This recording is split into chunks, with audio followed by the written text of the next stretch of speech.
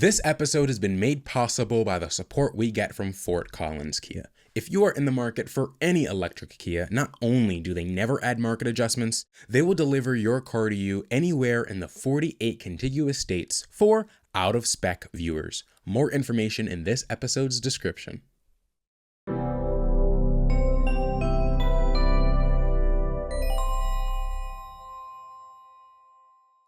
Hello and welcome back to the Out of Spec podcast. Tesla is looking to add virtual queues, virtual lines at select Tesla superchargers to help control the lines and wait times that people have. Now, a big request that Tesla owners have had is a virtual line where as you pull up to a Tesla supercharger, you can place yourself in a queue, and whenever a stall is available at a full Tesla supercharger, you will then be next in line. Well, Tesla is looking to do exactly that after a fight has broken out at a Tesla supercharger. Now, I'm not sure if this video is recent, but this isn't the first video like this where people have gotten into disagreements at Tesla superchargers, mainly cause of wait times and lines and arguing between who's first and who's not. Now, in this particular video, there were two separate lines. These cars didn't know that there were two separate lines. They both thought that they were in their own respective line.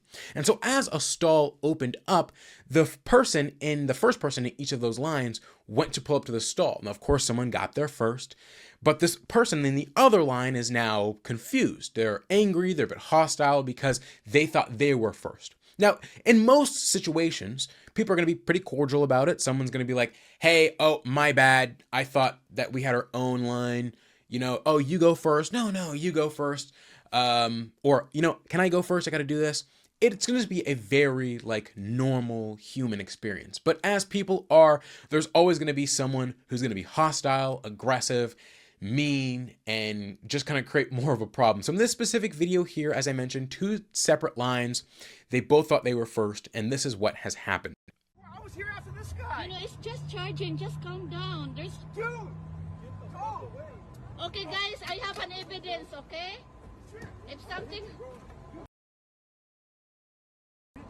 Guys, it's just charging. Dude, I was in line. It's not a big deal. Just calm down.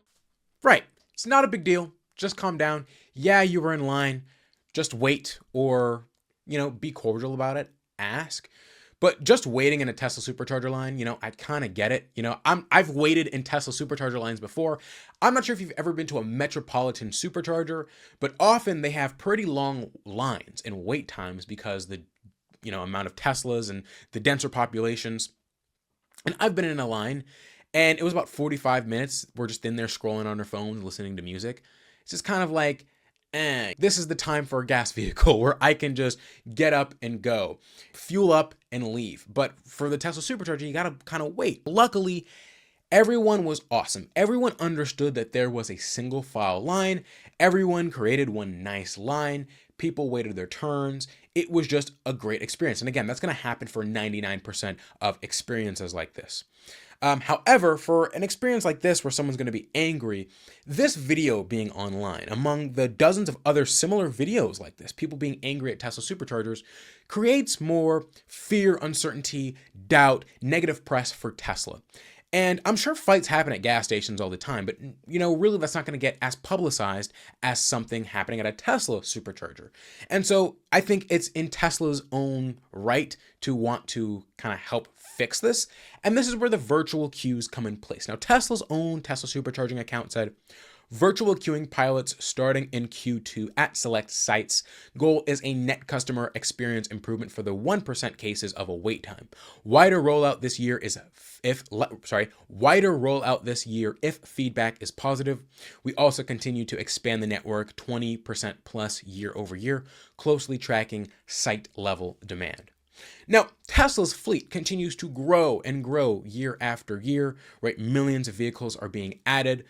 And so, in addition to that, we got Tesla opening up the Tesla supercharging network to non-Teslas.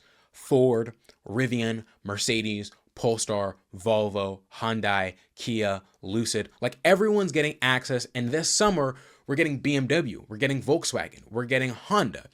We already have GM as well. Like, there's so many companies. And so this is adding millions of more cars in the United States to having access to Tesla's supercharging network. And that creates even more problems. And so this is where we're going to see some virtual queues. And as I mentioned, I imagine this is a easy process where as you're closer to a Tesla supercharger, it'll queue that, hey, there's a line, a wait time. You got to put yourself in a queue. For Teslas, it's going to be pretty simple. It's going to be within the software. You queue in line. And then as a stall opens up, then you go.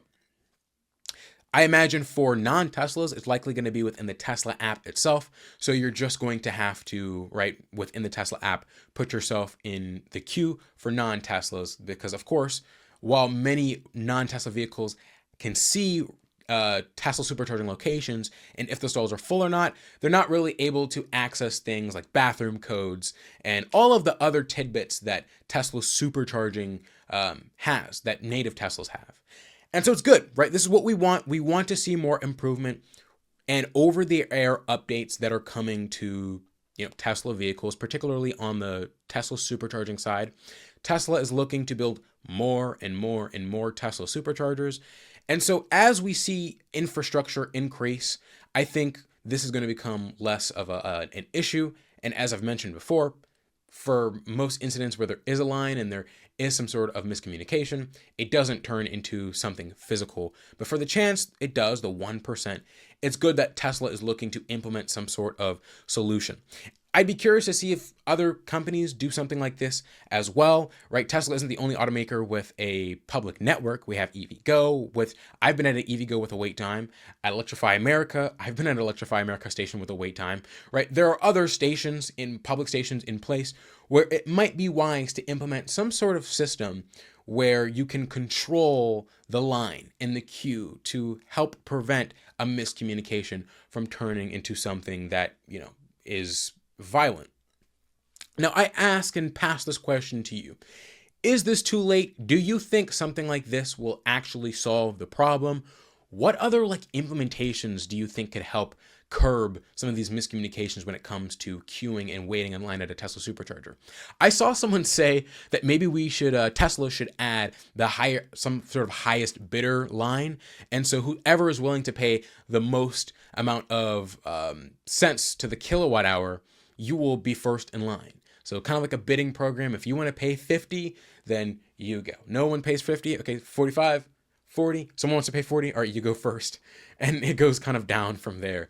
But look, if you end up at a Tesla supercharger and kind of experience a virtual queue, please at us on Twitter, Instagram, email us. This is something that I'm really curious about seeing and looking at how Tesla looks to implement this, not only for Tesla vehicles, but for non-Tesla vehicles as well. But this is going to be pretty cool.